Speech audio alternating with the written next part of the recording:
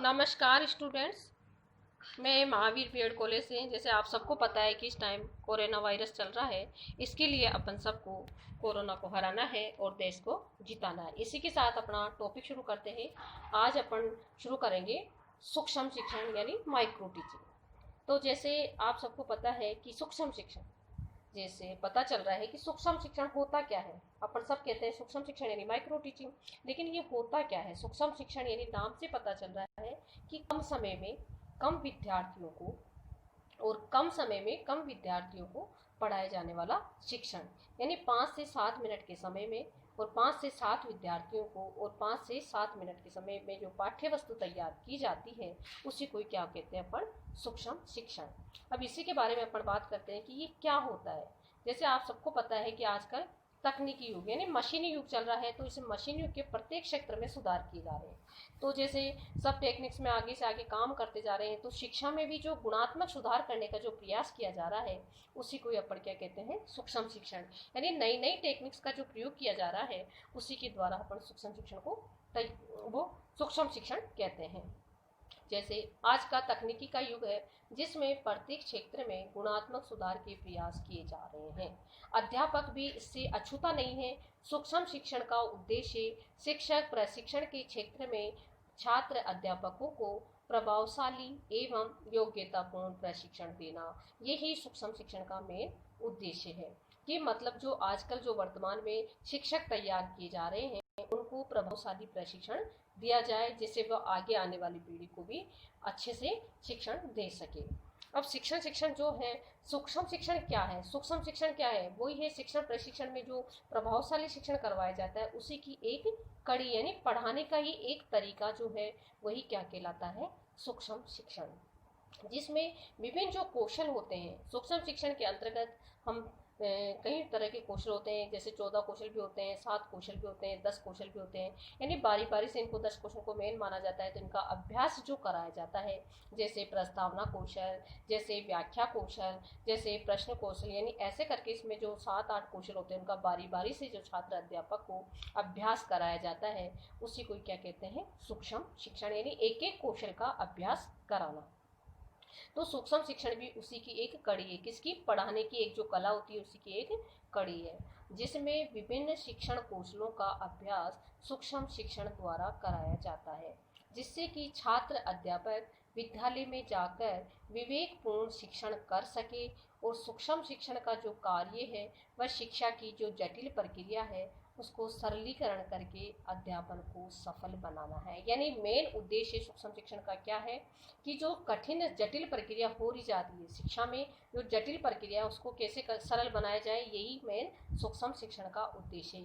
यानी सरल तब बनेगा जब अपन छात्र अध्यापक को एक ही कौशल का अच्छे से अभ्यास कराएंगे। एक ही चीज़ का यदि वो बार बार से अभ्यास करेगा तो उसमें अच्छा सा आत्मविश्वास डेवलप होगा और वह सरल प्रक्रिया अपनाने लग जाएगा, यानी उसको नॉर्मल लगने लग जाएगा। जैसे अब छात्र अध्यापक जब सूक्ष्म शिक्षण करवाया जाता है तो फर्स्ट बार जब बच्चों को खड़ा करते हैं तो उनको खड़ा होने में भी झिझक लगती है, लेकिन जब वो रोजाना खड़े खड़े होते हैं, पढ़ाने लग जाते हैं तो उसमें अच्छा सा कॉन्फिडेंस आ जाता है। ये तो मेन सूक्ष्म शिक्षण का उद्देश्य है कि पढ़ाने की जो प्रक्रिया उसको सरल बनाना, या शिक्षा की जो जटिल प्रक्रिया है उसको सरल बनाना, वही क्या कहलाता है? सूक्ष्म शिक्षण का मेन उद्देश्य। अब इसके साथ ही अपन बात करेंगे सूक्ष्म शिक्षण की अर्थ और परिभाषाएं। वैसे तो सूक्ष्म शिक्षण की कहीं इसमें परिभाषाएं दी गई है, लेकिन अपन जो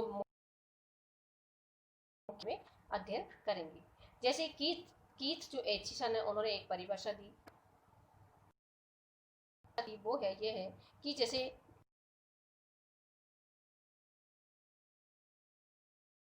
एक में भी आपके सामने आती है। सूक्ष्म शिक्षण सरलीकृत शिक्षण प्रक्रिया है जो छोटे आकार की कक्षा में कम समय में पूर्ण होती है। यह सूक्ष्म शिक्षण शिक्षक प्रशिक्षण की प्रविधि है जिसमें शिक्षक शिक्षण कौशलों का प्रयोग करते हुए ध्यानपूर्वक पाठ तैयार करता है।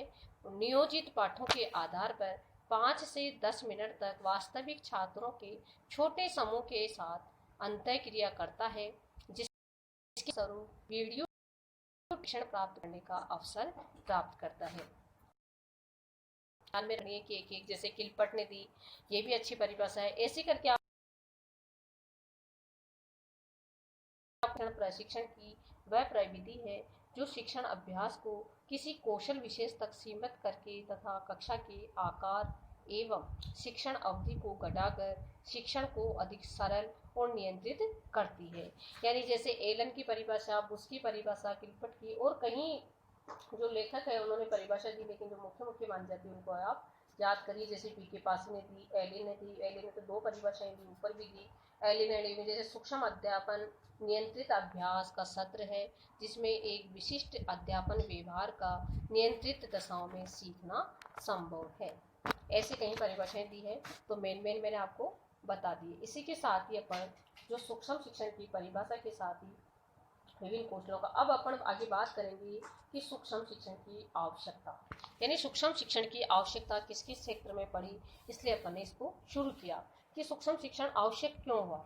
एक तो पहला तो कि ये कभी दिया जाता है, सेवा पूर्व भी दिया जाता है, और सेवारत अध्यापक की जो अध्यापन प्रक्रिया है उसमें सुधार लाने की दृष्टि से भी सूक्ष्म अध्यापन की आवश्यकता पड़ी। कैसे पड़ी? सेवा पूर्व तो आपको सबको पता है, जैसे बीएड और एसटीसी कराया जाता है, और सेवारत अध्यापक में जैसे अध्यापक जो विद्यालय में जो कार्यरत रहते हैं उनको जब मई जून में जब छुट्टियां होती है तो उनको 1 महीने के लिए प्रशिक्षण देने के लिए जो किया जाता है, उनके लिए अलग से 1 महीने के प्रशिक्षण केंद्र खोले जाते हैं, उनको से शिक्षण या प्रशिक्षण दिया जाता है, वो होता है सेवारत प्रशिक्षण।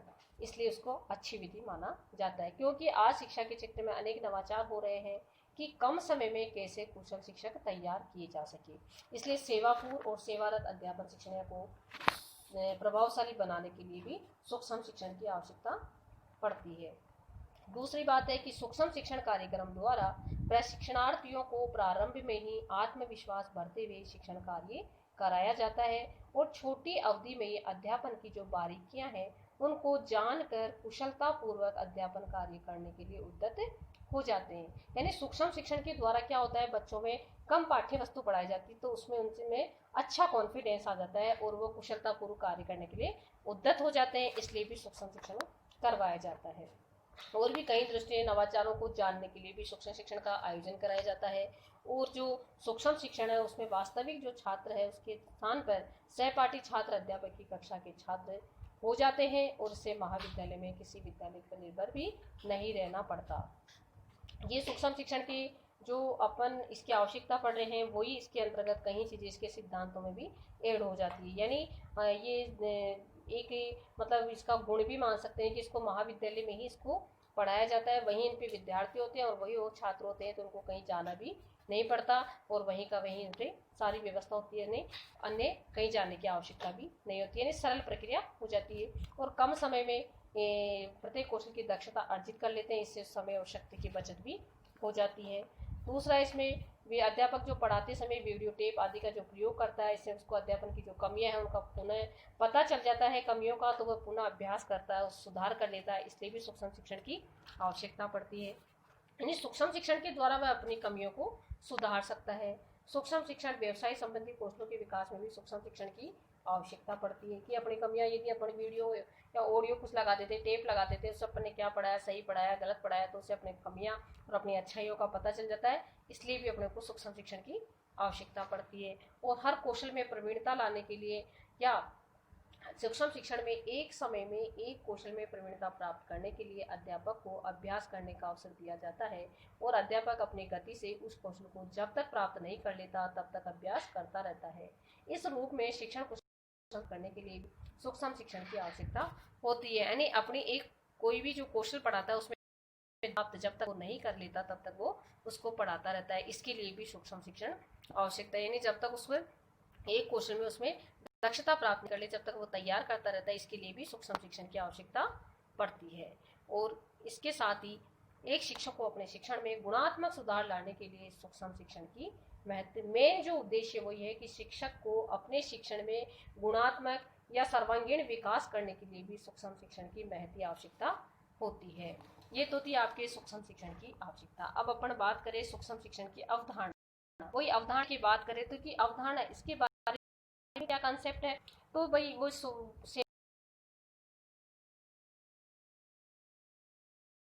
सेवा व्यवसायिक विकास उन्नयन किया जाता है, वही इसके बारे में अपन जानते हैं कि सूक्ष्म शिक्षण क्यों कब दिया जाता है, क्यों दिया जाता है। तो ये सेवा पूर्व भी दिया जाता है और सेवारत भी दिया जाता है। क्यों दिया जाता है? अच्छे शिक्षक तैयार करने के लिए या शिक्षण को अत्यधिक प्रभावी बनाने के लिए जो दिया जाता है, वो इसके बारे में अवधारणा है। अब इसका बात करें तो इसका सर्वप्रथम जो उद्भव है वह कहाँ पे हुआ था? इसका जो सर्वप्रथम उद्भव हुआ था सन 1961 में हुआ था। स्टैनफोर्ड विश्वविद्यालय, ये कहाँ पे है? अमेरिका में। और इन्होंने जो शोधरत थे उस टाइम पे वो कीथ एचिसन, यानी इनके शोध का जो श्रेय दिया जाता है वह दिया जाता है कीथ एचिसन के द्वारा किया गया था। उन्होंने विचार किया था कि छात्र अध्यापकों द्वारा पढ़ाए गए पाठ को वीसीआर की सहायता से उसे पुनः दिखाया जाए, तो इससे छात्र अध्यापक और पर्यवेक्षक दोनों को ही प्रतिपुष्टि मिलेगी और इस रूप में अध्यापन में अपेक्षित सुधार लाई जा सके। इसलिए सर्वप्रथम शोध का जो श्रेय दिया जाता है वह किसको दिया जाता है? कीथ एचिसन को, क्योंकि उनके दिमाग में ये आया था कि छात्र अध्यापक जो पढ़ा रहे हैं उनको वीसीआर की सहायता से उनको दिखाया जाए कि उनमें क्या कमियां रही, क्या अच्छाई रही। तो इसमें यदि उनको कमियां लगेगी तो वो दोबारा सुधार करेंगे और इससे शिक्षण प्रक्रिया अधिक प्रभावी बनेगी। इसके साथ ही शिक्षण प्रक्रिया जो एक जटिल प्रक्रिया है जिसमें शिक्षक को अपने कौशलों का उपयोग करना होता है। सूक्ष्म शिक्षक में शिक्षक एक साथ क्रिया करके शिक्षण के विभिन्न पक्षों को लघु रूप प्रदान कर अर्थात अलग अलग कौशलों का अभ्यास करके शिक्षण की जटिलताओं को कम कर देता है। इससे छात्र अध्यापक को अपने शिक्षण पर तुरंत प्रतिपुष्टि मिल जाती है। इसमें पाठ की अवधि कम होती है और पाठ का क्षेत्र भी संकुचित कर दिया जाता है। और ये सूक्ष्म शिक्षण के जो विधि के जनक है वह कौन माने जाते हैं? कीथ एचिसन, वो जो कि आपके ऊपर परिभाषा आ चुकी है। सबसे बड़ा फायदा जो सूक्ष्म शिक्षण का वो यही है कि इसमें जो जटिल प्रक्रिया उसको सरल बनाया जा सकता है और जो पाठ की अवधि भी कम होती है, समय भी कम होती है, विद्यार्थी भी कम होते हैं। इसके सामने जो संकुचित प्रवृत्ति होती है कई विद्यार्थियों वो भी दूर हो जाती है, क्योंकि वह एक साथ सारे विद्यार्थियों को ना पढ़ा के कम विद्यार्थियों को आसानी से पढ़ा लेता है।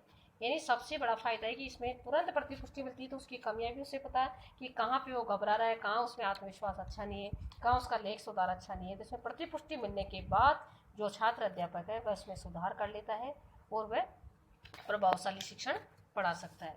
एक और ये भी एक अच्छा इन्होंने दिया है कि सूक्ष्म शिक्षण जो है उसने एलन ने इसको अवरोही शिक्षण माना है। इसने उसको अवरोही शिक्षण विधा का, ये कई बार एग्जाम में क्वेश्चन भी आ जाता है कि सूक्ष्म शिक्षण को अवरोही शिक्षण विधा किसने कहा है, तो ये थे कहने वाले एलन। इसके साथ ही अपन बात करें सूक्ष्म शिक्षण के घटक की।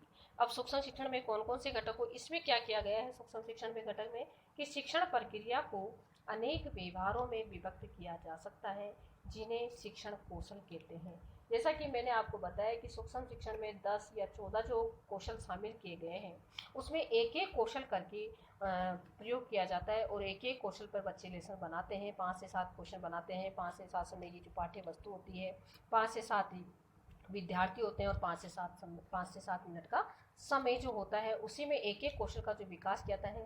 यानी उन्होंने एक जो कौशल लिया, जैसे प्रस्तावना कौशल लिए, तो प्रस्तावना कौशल से संबंधित ही घटकों के बारे में बताएंगे, उसमें क्या क्या जो घटक थे उसका उन्होंने प्रयोग किया या नहीं किया। मतलब जैसे उन्होंने प्रश्न बनाए तो क्या वो प्रश्न एक जिग जैग में जो बनाए या जिस प्रश्न का पहले का जो उत्तर आ रहा था उसी को दूसरे प्रश्न में प्रारंभ में लिया या नहीं लिया। यानी जिस कौशल को जो पढ़ा रहे हैं उसी कौशल के घटकों का प्रयोग होना चाहिए, उन्हीं को अलग अलग व्यवहारों में विभक्त कर दिया जाता है। दूसरी बात करें कि शिक्षण अनेक कौशलों का योग है जिन्हें नियंत्रित वातावरण में विकसित किया जाना संभव है। यानी एक एक कौशल को वो नियंत्रित परिस्थितियों में प्रकट करता है, उसी समय परिस्थितियों में उसको और उन्हीं नियंत्रित परिस्थितियों में रह के उस कौशल को पूरा करना होता है। ये भी शिक्षण कौशल का घटक माना जाता है। तीसरा है शिक्षण की जो सरल प्रक्रिया में विभक्त कर उनके वांछित कौशल को विकसित करता है और उन कौशलों को जोड़कर पुनः शिक्षण किया जा सकता है जिसमें शिक्षण उद्देश्य की प्राप्ति भी की जा सकती है। यानी जो सरल प्रक्रिया में विभक्त कर देता है, सब कौशलों को अलग अलग पढ़ाता है, फिर अंत में जब सारे कौशलों को जोड़कर पूर्ण रूप से शिक्षण तैयार हो जाता है तो वह अपने उद्देश्य की प्राप्ति कर लेता है कि उसने सब कौशलों का प्रयोग कर लिया और अब उसको उद्देश्य की प्राप्ति हो गई। यानी उसका सूक्ष्म शिक्षण अच्छे से तैयार हो गया, क्योंकि सूक्ष्म शिक्षण का मेन उद्देश्य ही सभी कौशलों को एक साथ जोड़कर पढ़ाना, पहले अलग अलग तैयार करना, फिर सारा तैयार होकर सभी को सूक्ष्म शिक्षण में समावेश कर दिया जाता है। अगला है इसका, इसमें पृष्ठ पोषण दिया जाना संभव है, वीडियो टेप द्वारा अथवा पर्यवेक्षक द्वारा उसे पुनः सुधारा भी जा सकता है। इसमें सबसे बड़ा जो सबसे महत्वपूर्ण जो इसका घटक भी है या इसका जो गुण भी है कि इसमें वीडियो टेप द्वारा पर्यवेक्षक सुधार किया जाता है। यानी छात्र अध्यापक के सामने जो वीडियो टेप लगाते थे उसके बाद वह खुद जब अपनी पढ़ाई को सुनता है कि मैंने कैसा पढ़ाया तो उसमें अच्छाई और कमियां दोनों का पता चल जाता है, इससे वह पुनः सुधार भी कर लेता है। अगला है, इसके द्वारा छात्र अध्यापक के समय की बचत भी होती है, क्योंकि वही सुन लेता है, इसमें सारी समय भी कम लगता है, 5 से 7 समय में उसके प्रश्न में तैयार हो जाती है और उसको पता भी चल जाता है कि मेरे में क्या कमियां रही और क्या मैं सुधार कर सकता हूँ। इस प्रकार इसके 4-5 आधारभूत इसके घटकों का वर्णन किया गया है। इस शिक्षण विधि में 5 आधारभूत सिद्धांतों का वर्णन एलन और रियान ने सन 1969 में किया, जो कि निम्न इसके सिद्धांत जो एलन ने दिए वो इसके निम्नलिखित सिद्धांत भी दिए गए हैं। जैसे यथार्थ शिक्षण, सूक्ष्म शिक्षण का जो पहला सिद्धांत है इसको वास्तविक शिक्षण भी कहा जाता है और यथार्थ शिक्षण भी कहा जाता है। वास्तविक जैसे इसको कृत्रिम, वैसे तो अपन सूक्ष्म शिक्षण को कृत्रिम स्थितियों में होता है, लेकिन इसको वाक्य में यथार्थ और वास्तविक शिक्षण माना जाता है, क्योंकि छात्र अध्यापक यथार्थ पाठ्यक्रम को यथार्थ रूप से पढ़ते हैं और पढ़ाते हैं। और इसके उपरांत ये भी सच है कि कौशल सीखने की तुलना में पाठ्य वस्तु का महत्व कम ही होता है। सबसे बड़ा ये है कि इसमें जो शिक्षण कौशल है वह यथार्थ इसलिए माना जाता है क्योंकि इसमें ऐसे तो अपन इसको कृत्रिम परिस्थिति में बनाते हैं, लेकिन छात्र जो अध्यापक है इसमें पाठ्य वस्तु को कम ध्यान दिया जाता है, कौशल पर अधिक ध्यान देते हैं, क्योंकि उनको ये पता रहता है कि जिस कौशल को अपन पढ़ाने जा रहे हैं क्या अपन इस कौशल के घटकों का प्रयोग कर रहे हैं या नहीं, क्योंकि उनको जो प्रतिपुष्टि मिलती है वो कौशलों के हिसाब से मिलती है, न कि पाठ्य वस्तु के हिसाब से। इसलिए इसमें पाठ्य वस्तु को कम महत्व दिया जाता है और कौशल को ज्यादा महत्व दिया जाता है। इसलिए इसको कृत्रिम जो परिस्थितियों में ना कृत्रिम स्थिति में होता है, लेकिन इसको वास्तविक शिक्षण माना जाता है। अगला है इसकी जो सूक्ष्म शिक्षण के अपन जो सिद्धांत पढ़ रहे हैं, इसमें अगला जो है वह शिक्षण की जटिलता की कमी, यानी इसमें जटिलता भी जैसे मैंने बताया था आपको, इसमें कम पाठ्य वस्तु रहेगी, कम समय रहेगा और कम ही विद्यार्थी रहेंगे, तो इसमें जटिलता को भी कमी आती है, क्योंकि ज़्यादा विद्यार्थी जब होते हैं उसमें अपने को जटिलता का सामना करना पड़ता है। तो कम समय और कम विषय वस्तु और कम जो विद्यार्थी होंगे तो इसमें जटिलता भी कम कर दिया जाता है। सूक्ष्म शिक्षण के द्वारा साधारण कक्षा शिक्षण की जटिलताओं को कम कर दिया जाता है, क्योंकि जैसा कि मैंने आपको बताया कि कक्षा का आकार है, पाठ्य वस्तु है और ये सभी चीज़ें इसमें कम होती है, तो इसमें आराम से जटिलताएं कम हो जाती है। अगली बात करें कि विशिष्ट शिक्षण कौशलों का विकास, इसमें एक एक बारी से सब कौशलों का अभ्यास भी कराया जाता है, जो कि मैंने आपको अभी बताया।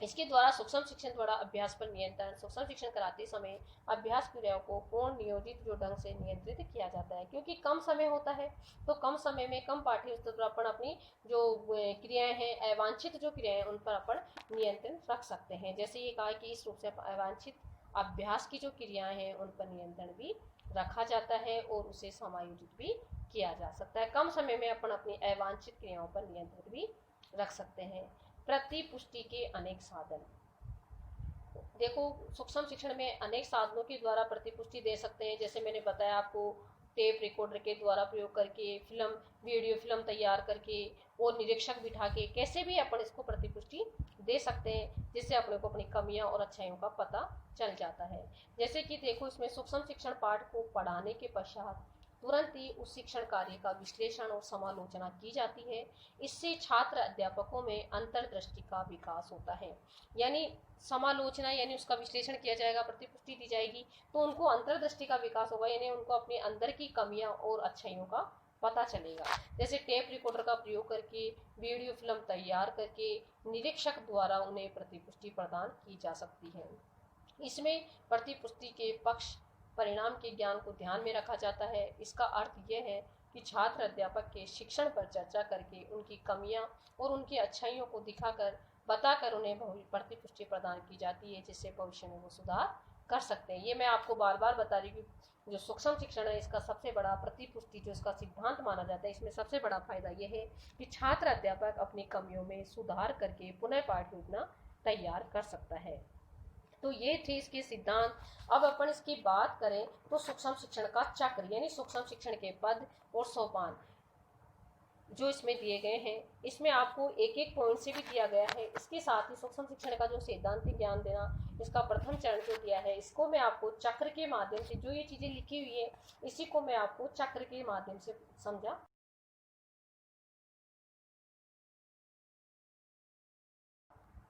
उसी के साथ में आपको पहले तो अपन सूक्ष्म शिक्षण की चक्र की अवधि पढ़ लेते हैं। एलन एंड रोमन ने इस संपूर्ण सूक्ष्म शिक्षण चक्र की अवधि 45 मिनट की मानी है, जिसे निम्नलिखित रूप में दिया गया है।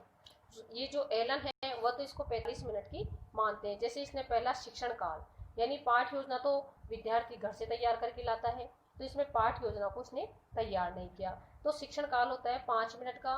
प्रतिपुष्टि काल जो फीडबैक दिया जाता है वह होती है 10 मिनट की। पुनर्योजना, जब उसको प्रतिपुष्टि मिलेगी तो पुनर्योजना जब तैयार करेगा तो उसमें थोड़ा समय लगेगा, तो वह होता है 15 मिनट का। उसके बाद पुनः शिक्षण कार्य यानी पुनः वापस शिक्षण कराएगा, वह होता है 5 मिनट। और पुनः प्रतिपुष्टि दी जाएगी, वो होती है 10 मिनट। यानी प्रतिपुष्टि काल को 10-10 मिनट का दिया गया है। पुनर्योजना पाठ योजना यदि दोबारा तैयार करेगा तो उसको टाइम लगेगा, तो वो होती है 15 मिनट। ऐसे करके 5, 10, 15, 5 और 10 ये 45 मिनट की इसकी पाठ योजना तैयार की जाती है, जो किसने बताई है, फ्रोमन ने।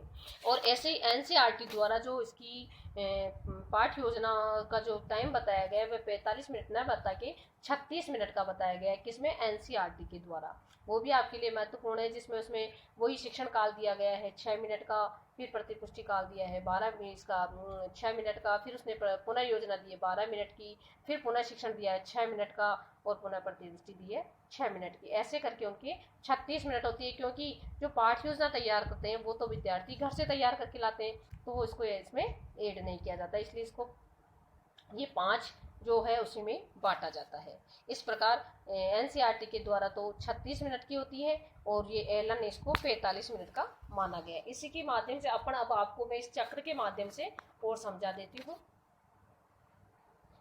ये है सूक्ष्म शिक्षण का चक्र। अब आपको पता है ये है सूक्ष्म शिक्षण के चक्र में पहला जो पॉइंट है वह है योजना, जिसको बोलते हैं अपन पाठ योजना या नियोजन। जो भी अपन घर से जो पाठ योजना तैयार करके लाते हैं वह होती है पाठ योजना। ये पाठ योजना यहाँ आरंभ होता है, ये घर से तैयार करके लाते हैं, तो इसके लिए कोई पीरियड टाइम नहीं रखते। फिर इसके बाद वो पाठ योजना तैयार करके लाया, फिर वो करवाता है शिक्षण। कौन, छात्र अध्यापक। इसका समय होता है 6 मिनट का। किसके द्वारा बता रही हूँ मैं, एनसीईआरटी के द्वारा। 6 मिनट में उसने बच्चों को शिक्षण करवाया, पढ़ाया। उसके बाद 6 मिनट के बाद जब सामने विद्यार्थी बैठे हुए शिक्षक पढ़ा रहा है, तो वो उसको जो प्रतिपुष्टि देते हैं उसका जो समय होता है वह होता है 6 मिनट का। यानी 6 मिनट शिक्षण करवाया, 6 मिनट प्रतिपुष्टि। उसके बाद उसको जो फीडबैक मिलेगा, उसके बाद वह पुनः पाठ योजना जो तैयार करता है वह होता है 12 मिनट का। यानी यदि उसने प्रतिपुष्टि जो उसे मिली उसमें जो कमियां रही, उसमें जो अच्छाइयां रही, वो तो अच्छी बात है, लेकिन जो कमियां रही उनमें से जो उनमें सुधार करके दोबारा जो वो पाठ योजना बनाएगा उसमें समय ज़्यादा लगेगा, तो पुनः पाठ योजना होती है 12 मिनट की।